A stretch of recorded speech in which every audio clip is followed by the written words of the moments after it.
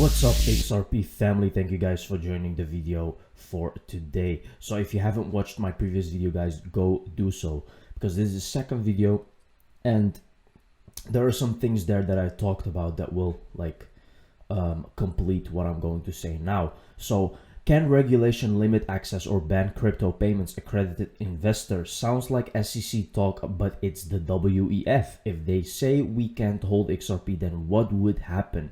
Yeah, XRP is decentralized. I got it. So this is still about the buyback, right?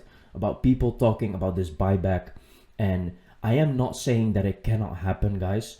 It's not very logical, to be honest, but there is a possibility that this can happen.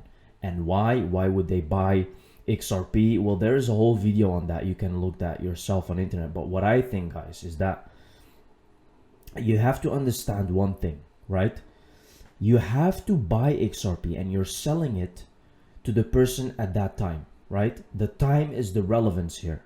Right now, they still do not need that XRP, but there will come a time when they maybe will need that XRP. So then the price changes, and according to the time that they will need it, when and if, it's all dependent on each other. And that's how a buyback can happen, right? And here we can clearly see, guys, ban the use of cryptocurrency on a country-by-country basis. Look what they're saying. Ban crypto for payments, but still allow citizens to hold it. Or decide that only qualified investors can hold it, right? Now, this is the WEF saying this. What they mean with ban crypto is not ban Ripple or XRP. Because remember, yes, XRP is decentralized, it's a cryptocurrency, but if they start using it as a back-end mechanism for banks and for payments in general, you're not really banning XRP because it's not possible, right? And there's only a few people who really have it at that moment, at that time. Again, so it's the time that is relevant, right? And then that's when the XRP price can be very high. But I will show you a video on this as well. Here we can see Big Bang March. Let's take a look. Currently, the ECB is following up weekly releases for the test environment. The next go, no-go decision is scheduled 5 weeks before the new Big Bang date of 20 March. Now, this is so obvious, guys, that this is just, they are putting it on a plate for you, especially because we know that the upgrading to ISO 222 is in full motion at the moment. So they are literally putting it on a plate for people. Look at this. We have been saying this like for years when this was all not around. But how can you really say no to this and not understand what they're doing right now? It's very clear that they are changing this whole financial system and replacing it with something better, right?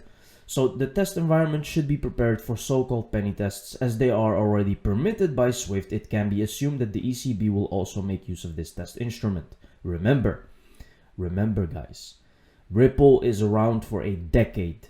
Do not be fooled and do not think that it's going to be another cryptocurrency. Let the FUD for crypto continue. There shall be blood. We're still waiting for that killer use case and crypto has none. Let's take a look. At some point, people hope that they would be able to buy coffee with it.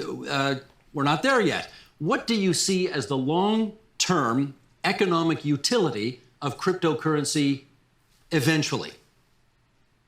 Well, I see zero long-term economic utility, and that's been, apparent from the very beginning. I mean, you have to ask yourself, why are these assets worth anything? Why is one Bitcoin worth, I don't know, what is that today? Let's say $15,000. You look at traditional securities, let's say stocks, for instance, they generate cash flows, and then you discount those cash flows to the present time to come up with a valuation. You look at normal currencies, they're valued relative to one another, right? So there's the dollar-yen exchange rate that's going to be based off of things like GDP, inflation, interest rates in the two countries. Well, of course, those concepts don't apply to cryptocurrency either. So that leaves you with an asset that has absolutely zero fundamentals, and it trades entirely on sentiment. And as we've seen over, the past year, but in crypto's entire history, sentiment is very fickle. And this is why, social media and memes and things like that play such a critical role in the crypto ecosystem, because it allows the market to draw in new buyers. And, this is a decentralized, Ponzi scheme. And this is something that the JP Morgan CEO, Jamie Dimon, has said. It requires new money to come in and buy these tokens at higher prices. I mean, that's what sustained this whole thing from the very beginning. And, the supply of greater fools will eventually run out, and it's probably run out now. So, for crypto to have value long term, it has to provide economic utility. And right now, it's not providing any economic utility, and it's not new. By technology standards, crypto is old. So the Bitcoin white paper was 2008. The first block was 2009.